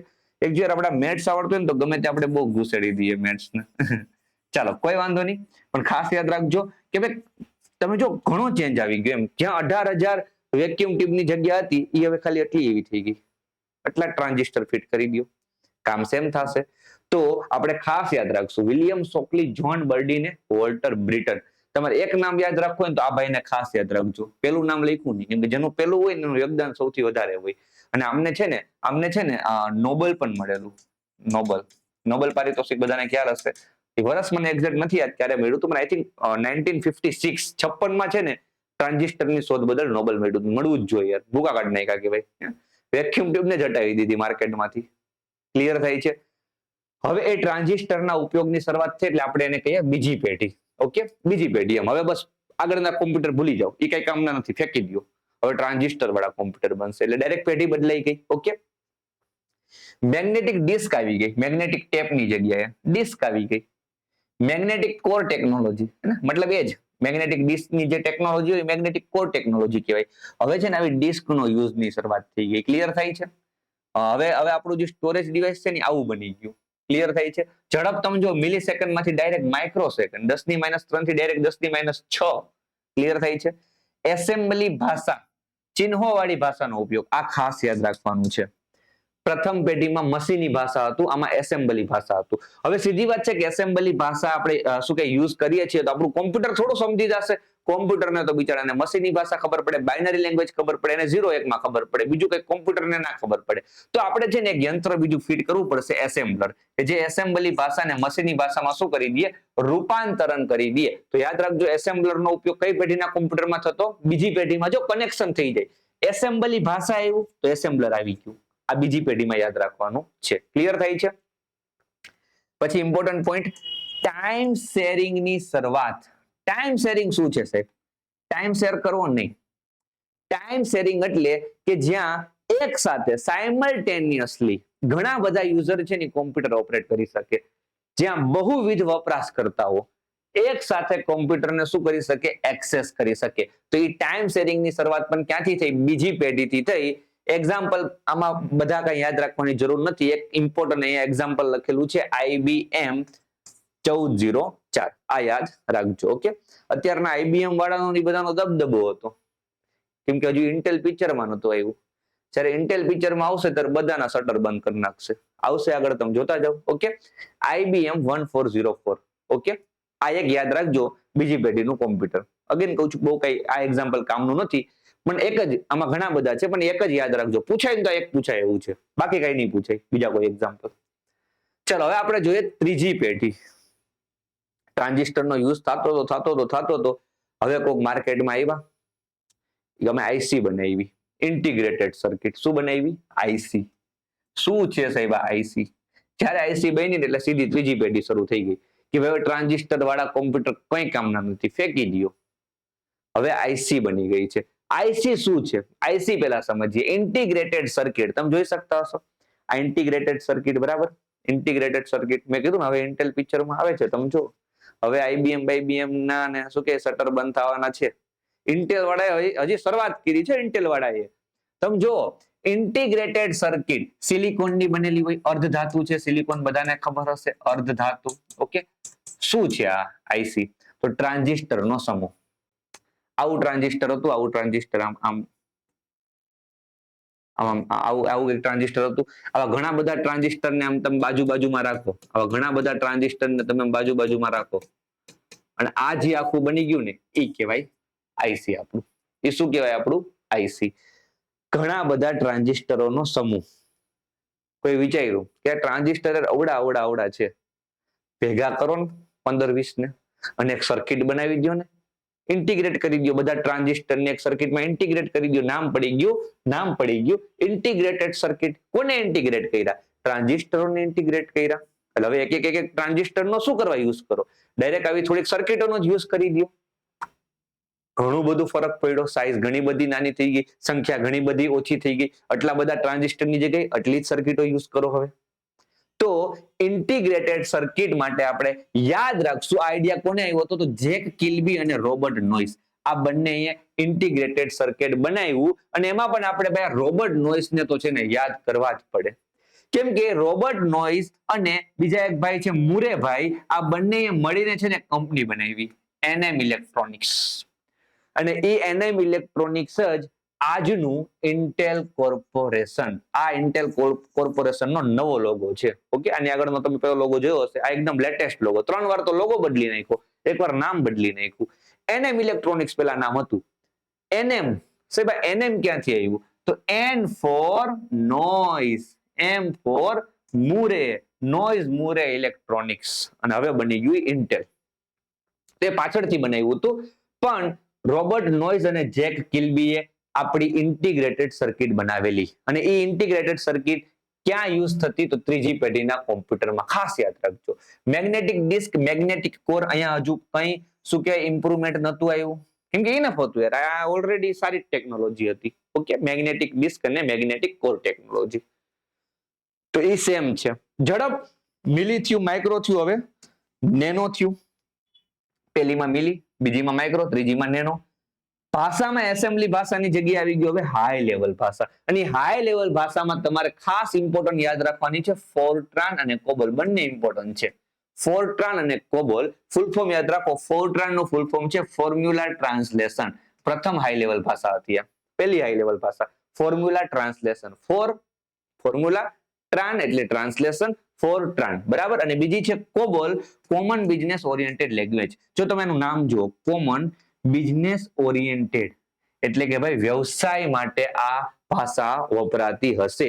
તો તમે આ પણ યાદ રાખી શકો છો કે ભાઈ વ્યવસાય માટે વપરાતી પ્રથમ હાઈ લેવલ ભાષા કઈ? તો કોબોલ. અને ખાલી પ્રથમ હાઈ લેવલ ભાષા તમને પૂછે તો આવશે આપણી ફોરટ્રાન. બંનેના ફૂલ ફોર્મ યાદ રાખવા. હવે બીજું, અગેન મેં કીધું તેમ કે ભાઈ કોમ્પ્યુટર તો મશીનની ભાષા જ સમજશે. એસેમ્બલી ભાષા બનાવો તો તમારે એસેમ્બલર મૂકવું પડે.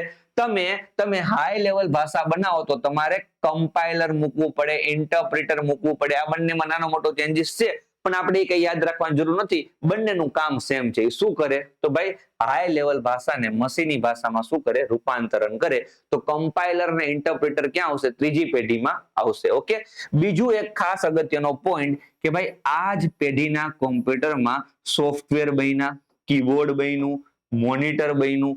ખાસ આ યાદ રાખજો કે ભાઈ કીબોર્ડ મોનિટરના ઉપયોગની શરૂઆત કઈ પેઢીના કોમ્પ્યુટરમાં જોવા મળે?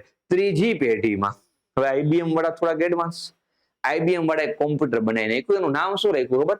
360 આઈબીએમ. આઈબીએમ 360. આ લોકો શું કે ખબર? આઈબીએમ વાળા કે અમે બધું કામ કરી નાખ્યું, બસ વાર્તા પૂરી, અમે ભૂકા કાઢી નાખ્યા એમ. 360 ડિગ્રી 360 ડિગ્રી કામ કરી નાખ્યું. અમે મોનિટર બનાવી દીધું, કીબોર્ડ ફિટ કરી દીધું, અમે સોફ્ટવેર ફિટ કરી દીધા. અમારા કોમ્પ્યુટરમાં બધું આવી ગયું, બધી ટેકનોલોજી આવી ગઈ. IBM વાળા ફૂલ આમ ફોર્મમાં આવી ગયા.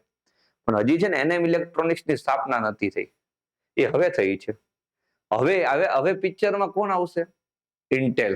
ને પછી IBM નું નામો નિશાન મીટી જશે. હવે પિક્ચરમાં આવવાનું છે ઇન્ટેલ. અત્યારે તમે જો IBM વાળા એવું કહે છે કે અમે 360 ડિગ્રી બનાવી દીધું કોમ્પ્યુટર. ત્રીજી પેઢીમાં એકદમ ટોપનું કોમ્પ્યુટર IBM 360. ઓકે, બધું જ મળી જાય. પણ પછી ચોથી પેઢી શરૂઆત થાય છે. સાહેબ ચોથી પેઢીમાં એવું શું નવું હતું? તો ભાઈ આઈસી ની જગ્યાએ આવી ગયું માઇક્રો પ્રોસેસર. યાર ખતમ ટેકનોલોજી. 18,000 વેક્યુમ ટ્યુબ, એમાંથી બન્યું ટ્રાન્ઝિસ્ટરોમાંથી બની આઈસી. તો એટલી તો જગ્યા છે ને. હવે આઈસીઓ નો એક સમૂહ બનાવી દો, માઇક્રો પ્રોસેસર. આટલા એવા ચોરસ ચોકઠામાં બધું જ કામ, 18,000 વેક્યુમ ટ્યુબ જેટલું કામ આટલા એવા ચોરસ ચોકઠામાં. અને ઈ છે આપણું માઇક્રો પ્રોસેસર. તમે આઈસી ને શું કરી દો? એક સર્કિટમાં ઇન્ટિગ્રેટ કરી દો. તમે જો આ તમને આવી રીતના ઝીણી દેખાતી હશે, બરાબર? તો આ બધી શું છે? આપણી આઈસી છે.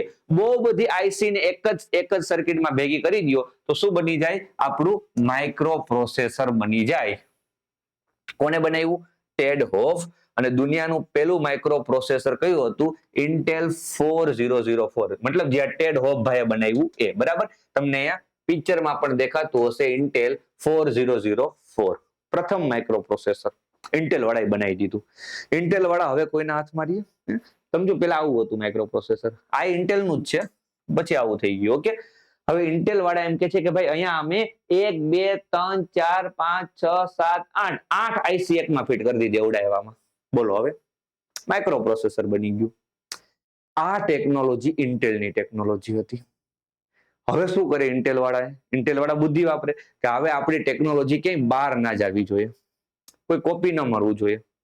એટલે હવે માઇક્રો પ્રોસેસર છે ને આપણે જ બનાવશું. ગામ બનાવી જ નહીં શકે. ગામને કાં તો એવી ટેકનોલોજી શોધવી પડશે જાતે, કોપી તો કોઈ કરી નહીં શકે. તો ભાઈ બહુ સમય છે ને ઇન્ટેલે રાજ કર્યું માર્કેટમાં, હે ને? આજની તારીખે તમે જો બે જ કંપની ખાલી પ્રોસેસર બનાવે, આપણું માઇક્રો પ્રોસેસર કે પ્રોસેસર ગમે તે બોલો. એક આપણું આસુસ અને એક તો ઇન્ટેલ, જે ફેમસ આમ છે. એમાં બે જ છે, ઇન્ટેલ અને આસુસ. એમાં એક પણ ઇન્ડિયન કંપની નથી. બેના જ પ્રોસેસર આવે. એમાં સૌથી વધારે મતલબ મોટા ભાગનું માર્કેટ છે ને કવર કરેલું છે ઇન્ટેલે. ક્લિયર થાય છે?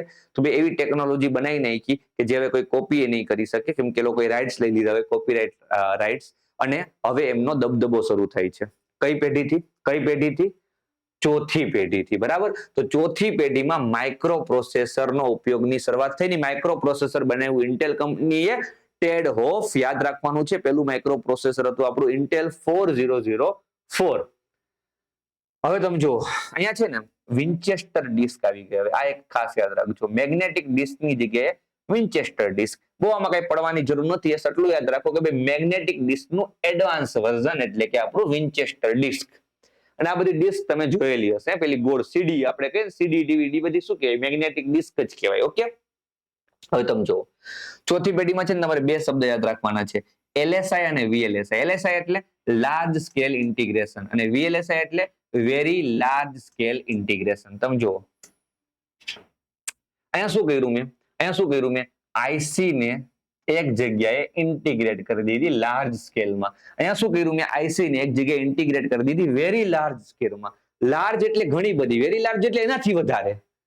તો ભાઈ ઇન્ટિગ્રેશન કર્યું આઈસી ને લાર્જ સ્કેલમાં, વેરી લાર્જ સ્કેલમાં. તો બે શબ્દો તમારે યાદ રાખવાના છે, જેને LSI અને VLSI ટેકનોલોજી કહેવાય. તો LSI અને VLSI આપણે શેમાં યાદ રાખશું? ચોથી પેઢીમાં. ક્લિયર થાય છે? ચાલો આગળ વધશું. ઝડપ અગેન થોડુંક ઇમ્પ્રુવમેન્ટ, પીકો સેકન્ડ થઈ. અહીંયા ભાષા આપણે યાદ રાખશું SQL, structured query language. SQL. સાહેબ એક્ઝામ્પલ આપો ને SQL ભાષાનું. તો C થઈ ગઈ, C++ થઈ ગઈ, જાવા થઈ ગઈ. આ બધી આપણી SQL લેંગ્વેજ કહેવાય. યાર દુનિયામાં છે ને, દુનિયામાં ઘણી બધી પ્રોગ્રામિંગ લેંગ્વેજ બની છે. અને એ જે લેંગ્વેજ બનાવનાર વ્યક્તિ છે ને, એ બહુ ખતરનાક વ્યક્તિઓ બધા કહેવાય, કે એમને જે લેંગ્વેજ બનાવી અને એમના નામ આપણે યાદ રાખવા પડે. એમાં આ ત્રણના તો નામ યાદ રાખવા જ પડે, કે જેમને C બનાવ્યું, C++ બનાવ્યું, જાવા બનાવ્યું, પાયથન બનાવ્યું. આ બધાના નામ તો યાર યાદ રાખવા જ પડશે. તો આ ફોટો છે ને બહુ કામનો છે ભાઈ. ને સી કોને બનાવ્યું? Dennis Richie. સી બનાવ્યું ડેનિસ રિચી. કદાચ તમને અત્યારે ના દેખાય તો પીડીએફ માંથી વાંચી લેજો. ઓકે, સી પ્લસ પ્લસ તો જોન સ્ટ્રોસફ. જોન સ્ટ્રોસફ. પછી સી હેશટેગ તો આમનું નામ કઈ યાદ રાખવાની જરૂર નથી. એન્ડ્રસ, બરાબર, એન્ડર્સ. ઓકે, પણ ઓછું કામનું છે. આ કામનું છે સી પ્લસ પ્લસ કામનું છે. બીજું જાવા ખાસ સૌથી ઇમ્પોર્ટન્ટ જેમ્સ ગોસલિંગ, બરાબર. પછી જાવા સ્ક્રિપ્ટ ને એ બધું તમે છોડો, એક વખત જોઈ લેજો. પાયથન ખાસ યાદ રાખજો, બરાબર. રોસમ. તો આ જેટલા ચકેડા કર્યા છે એ ચારે ચારના નામ એક વખત યાદ રાખી લેવા. ઓકે, ચાલો. આ બધી લેંગ્વેજ કેવી કહેવાય? SQL કહેવાય, સ્ટ્રક્ચર્ડ ક્વેરી લેંગ્વેજ કહેવાય. ક્લિયર થઈ છે? કેમાં આવશે? ચોથી પેઢીમાં. GUI ગ્રાફિકલ યુઝર ઇન્ટરફેસ ની શરૂઆત થઈ ગઈ. એના આધારિત operating system. Graphical user interface એટલે શું સાહેબ? અત્યારના તમે મોબાઈલ ખોલો છો, એન્ડ્રોઈડ સિસ્ટમ છે, iOS સિસ્ટમ આવે. એ સિસ્ટમમાં તમે જો બધું મસ્ત મજાનું દેખાતું હશે કે એમ લોક ખુલે ને પછી એપ્લિકેશન હોય અલગ અલગ ને એવું બધું તમને અલગ અલગ દેખાતું હશે. એ જે ગ્રાફિક્સ આખું બનાવેલું છે ને એ ગ્રાફિકલ યુઝર ઇન્ટરફેસ કહેવાય. એનાથી શું થાય કે ભાઈ અભણ માણસ હોય ને એને ખબર પડવા મને આમ જોવે કે ભાઈ અચ્છા આ વોટ્સએપ છે, અહીંથી આમ દબાવો તો અહીંથી કોલ થાય, એવું કોલનું આમ મોબાઈલ દોરી દીધો હોય. એને દબાવો એટલે કોલ થાય. મેસેજ નું આમ બટન બનાવી દે, અહીંયા દબાવો તો ત્યાંથી મેસેજ જાય. તો આ બધું શું ગ્રાફિક સ્વરૂપે તમને ટેકનોલોજી સમજાવે. એને કહેવાય ગ્રાફિકલ યુઝર ઇન્ટરફેસ. તમને આમ કાળું ઓલું એકદમ બોર્ડ આમ ખોલી દે એમાં ટાઈપ કરીને તમારે બધું ગોતવાનું હોય તો તમે કરી શકો નહીં. એની જગ્યાએ તમને આમ મસ્ત ઇમેજ બનાવી દે ને આમ મોબાઈલ નું આઇકન આપી દે, આમાં દબાવો એટલે કોલ. કેટલું ઈઝી સમજાઈ ગયું. તો આને ગ્રાફિકલ યુઝર ઇન્ટરફેસ કહેવાય. એની શરૂઆત ક્યારે થઈ? ચોથી પેઢીના કોમ્પ્યુટરમાં થઈ. બીજું ખાસ યાદ રાખવાનું છે, ઇલેક્ટ્રોનિક ફંડ ટ્રાન્સફરની શરૂઆત થઈ. સુપર કોમ્પ્યુટરનો ઉદ્ભવ. સુપર કોમ્પ્યુટર બનવા માંડ્યા હતા કે જે મોટા મોટા ડેટા સ્ટોર કરી શકે, સંપૂર્ણ બેંકના ડેટા સ્ટોર કરી શકે, મોટી મોટી કંપનીઓ હોય એનો આખો કમ્પ્લીટ ડેટા સ્ટોર કરવો હોય તો એ કરી શકે. Super computer. નાના નાના કોમ્પ્યુટર થોડા ચાલે એવડા મોટા ડેટા સ્ટોર કરવા માટે. નાસાનો ડેટા સ્ટોર કરવો છે તો આ નાના નાના કોમ્પ્યુટર થોડા ચાલે, એમને જોશે સુપર કોમ્પ્યુટરો. તો એ ક્યારથી બન્યા? ચોથી પેઢી, બરાબર. ચોથી પેઢીના સમયગાળામાં સુપર કોમ્પ્યુટરનો ઉદ્ભવ થયો. આપણે આગળ ડિટેલમાં સુપર કોમ્પ્યુટર ભણવાના છીએ. IBM PC યાદ રાખજો, ક્રે યાદ રાખજો. પણ ધીમે ધીમે મેં કીધું તેમ પ્રમાણે કે ભાઈ IBM વાળા હવે ખાલી PC બનાવતા રહી જશે, પ્રોસેસર તો ભાઈ ઇન્ટેલ જ બનાવશે. ક્લિયર થઈ છે? ઇવન IBM ના PC હશે, ક્રે છે, તેમાં પણ ઇન્ટેલના જ પ્રોસેસર યુઝ થતા હશે. ઓકે, તો ખાસ આપણે ઇન્ટેલને પણ અહીંયા યાદ રાખશું કે જેમના દ્વારા માઇક્રો પ્રોસેસર બનાવ્યું, ટેડ હોફે બનાવ્યું હતું. ક્લિયર થઈ છે? તો ચોથી પેઢીમાં તમારે એટલું યાદ રાખવાનું છે. આ બંને પોઈન્ટ ઇમ્પોર્ટન્ટ છે. આનું ફૂલ ફોર્મ યાદ રાખી લેજો યાર, GUI નું, graphical user interface. Okay, GUI શું છે તમને ખ્યાલ હોવો જોઈએ. ચલો, આપણે જોઈ ગયા છીએ માઇક્રો પ્રોસેસર. હવે આપણે જોવાના છીએ પાંચમી પેઢી, આપણી છેલ્લી પેઢી. 1989 થી હાલનો સમયગાળો.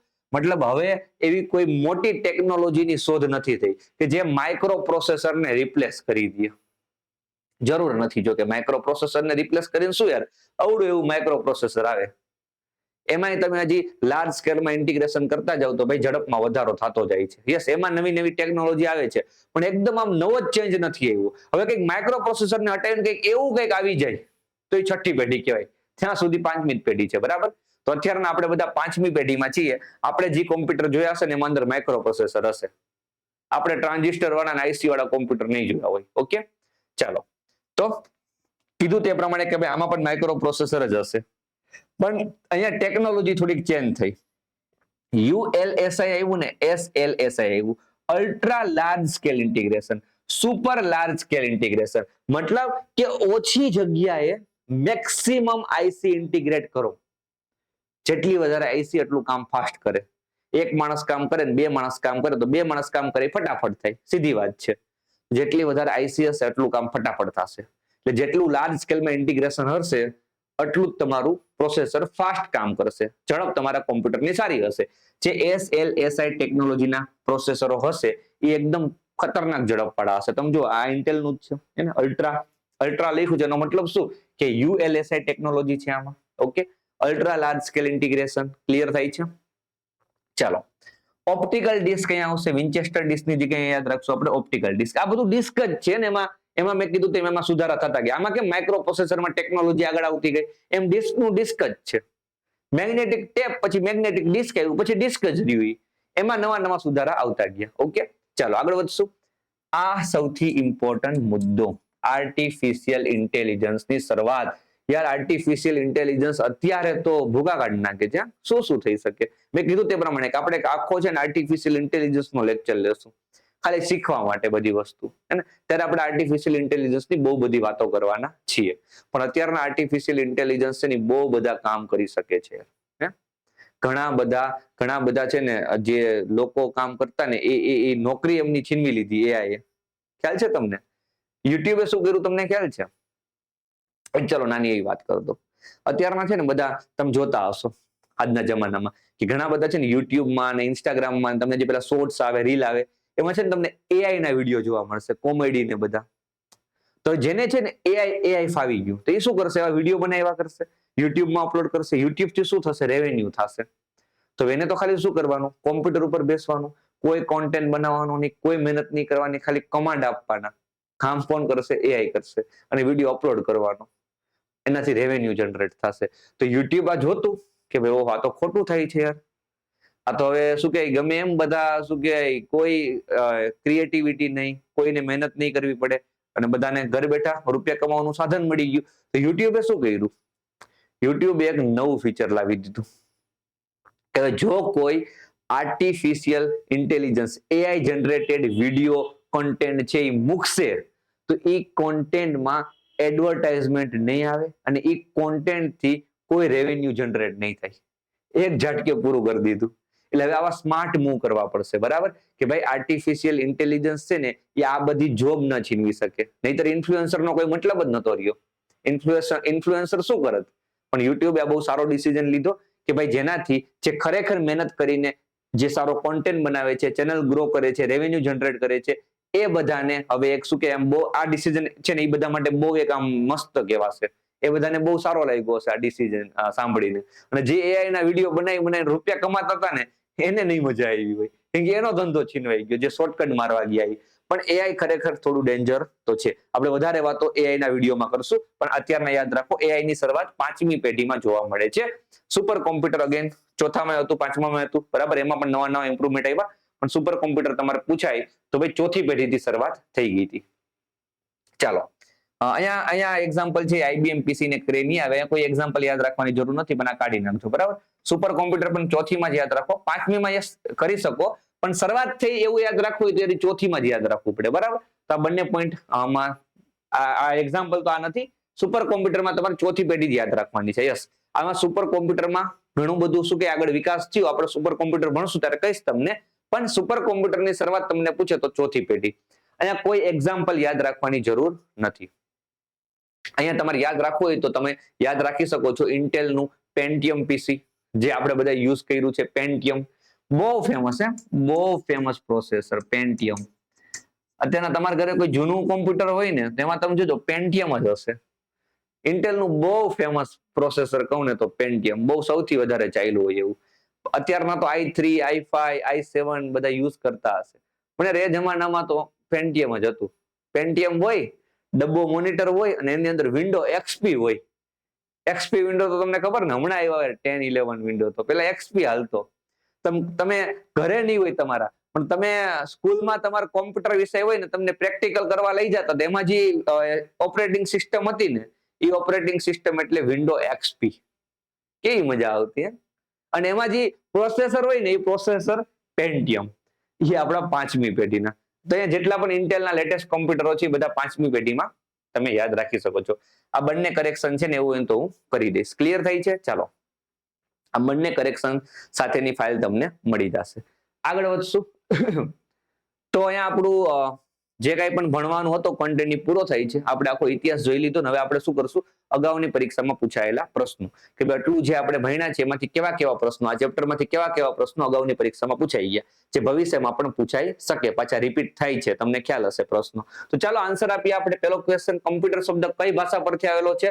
તો ભાઈ ગ્રીક, અથવા તો તમે કહી શકો લેટિન. હું આ બધાના જવાબ તમને લખીને પીપીટી આપી દઈશ, ટેન્શન નહીં લેતા, મતલબ ટાઈપ કરીને. તમારા પીડીએફ જ વાંચવાની. સાદી ગણતરી માટેનું પ્રથમ યંત્ર કયું છે? તો અબાકસ. અબાકસ તમે છે ને જાતે ટ્રાય કરજો, બધા જાતે ટ્રાય કરજો. વિડીયોને પોઝ કરીને જાતે બધા ક્વેશ્ચન ટ્રાય કરવાના છે, પછી મારા જવાબ જોવાના છે, ડાયરેક્ટ જોવા નહીં મળતા. કોમ્પ્યુટર જગતના પિતા તો ચાર્લ્સ બેબેજ. Charles Babbage. સૌપ્રથમ કોમ્પ્યુટર પ્રોગ્રામ બનાવનાર તો lady Ada Lovelace Agusta. Okay, ચાલો. આઈબીએમ નું પૂરું નામ તો ઇન્ટરનેશનલ બિઝનેસ મશીન. આ બધા પૂછાઈ ગયેલા ક્વેશ્ચન છે, ખાસ ખાસ યાદ રાખવાના છે તમારે. મારી પેલા જવાબ બોલી દેવાનો મનમાં. એનાલિટિકલ એન્જિનમાં મેમરી યુનિટ તરીકે શેનો ઉપયોગ કરવામાં આવેલ? યાદ કરો, શું હતું? મેં તમને ઓલા ચકડા બતાવ્યા હતા. શું કીધું તું એને? Counter wheel. કાઉન્ટર વ્હીલ ખાસ યાદ રાખજો, પૂછાઈ ગયેલો ક્વેશ્ચન.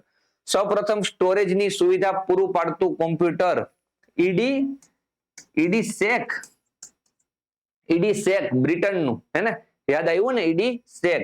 સૌપ્રથમ વ્યવસાય માટે વપરાતું કોમ્પ્યુટર યુનિવેક. બહુ ઇમ્પોર્ટન્ટ, યુનિવેક. ઓકે. પ્રથમ પેઢીના કોમ્પ્યુટરમાં કઈ ભાષાનો? મશીની ભાષાનો. બાઇનરી લેંગ્વેજ પણ લખેલું હોય, મશીની ભાષા. ખાસ યાદ રાખજો, મશીની ભાષા. પ્રથમ પેઢીના કોમ્પ્યુટરની ઝડપ મિલી સેકન્ડ. મિલી સેકન્ડ ખાસ યાદ રાખજો, મિલી સેકન્ડ. ચલો નેક્સ્ટ. ચલો હજુ 7 ક્વેશ્ચન છે. કઈ પેઢીના કોમ્પ્યુટરમાં ટાઈમ શેરિંગ શક્ય બન્યું હતું? ટાઈમ શેરિંગ ક્યાં આવે? ટાઈમ શેરિંગ ક્યાં આવે? ફટાફટ કયો. ચાલો, ટાઈમ શેરિંગ પહેલીમાં, બીજીમાં? યસ, બીજીમાં. બીજી પેઢીમાં. યાદ આવ્યું? બીજી પેઢીમાં એક સાથે ઘણા બધા યુઝર છે એ કોમ્પ્યુટરનો એક્સેસ કરી શકે. ઓકે. કઈ પેઢીના કોમ્પ્યુટરમાં આઈસી? પેલા વેક્યુમ ટ્યુબ હતું, પછી શું બન્યું? ટ્રાન્ઝિસ્ટર, ને પછી બન્યું આઈસી. તો આઈસી ક્યારે બન્યું? ત્રીજા નંબરે. તો અહીંયા આવશે ત્રીજી પેઢી. આમ યાદ રાખવાનું, હે ને? વેક્યુમ ટ્યુબ હતું, ટ્રાન્ઝિસ્ટર હતું, પછી આઈસી બન્યું, પછી શું બન્યું? પ્રોસેસર. તો ચોથી ને પાંચમીમાં પ્રોસેસર. ઓકે. પહેલી, બીજી, ત્રીજી, ચોથી, પાંચમી. આઈસી શેની બનેલી હોય? સિલિકોન. ખાસ યાદ રાખજો, પૂછાઈ ગયેલો ક્વેશ્ચન. ઓકે. ફોરટ્રાન નું પૂરું નામ? Formula translation. Formula translation. Fortran શું છે? કોબોલ શું છે? આ પણ તમને ખબર હોવી જોઈએ, હાઈ લેવલ ભાષા છે. ક્લિયર થાય છે? જીયુઆઈ નું પૂર્ણ નામ તો ભાઈ graphical user interface. Okay, graphical user interface. ચાલો પછી કઈ પેઢીના કોમ્પ્યુટરમાં માઇક્રો પ્રોસેસરનો ઉપયોગ થતો? તો ચોથી અને પાંચમી. બે જવાબ આવે આમાં. ચોથી અને પાંચમી બંને જવાબ આવે. ખાસ યાદ રાખો, ચોથીમાં અને પાંચમીમાં ઓપ્શન આવા હશે, એ ઓર બી બંને. ઓકે, ખાસ યાદ રાખજો. એઆઈ ની શરૂઆત કઈ પેઢીમાં જોવા મળે છે? તો અહીંયા જવાબ આવશે તમારો પાંચમી. તો આટલા ક્વેશ્ચન છે એ પૂછાઈ ગયા છે. આની સિવાય પણ પ્રશ્ન પૂછાઈ શકે. આની સિવાય જો કોઈ પ્રશ્ન પૂછાશે તો આપણે ભણાવ્યું ને એની બહારનો નહીં હોય. તો અહીંયા આપણું કોમ્પ્યુટરનું પહેલું chapter basic history, basic introduction પૂરું થાય છે.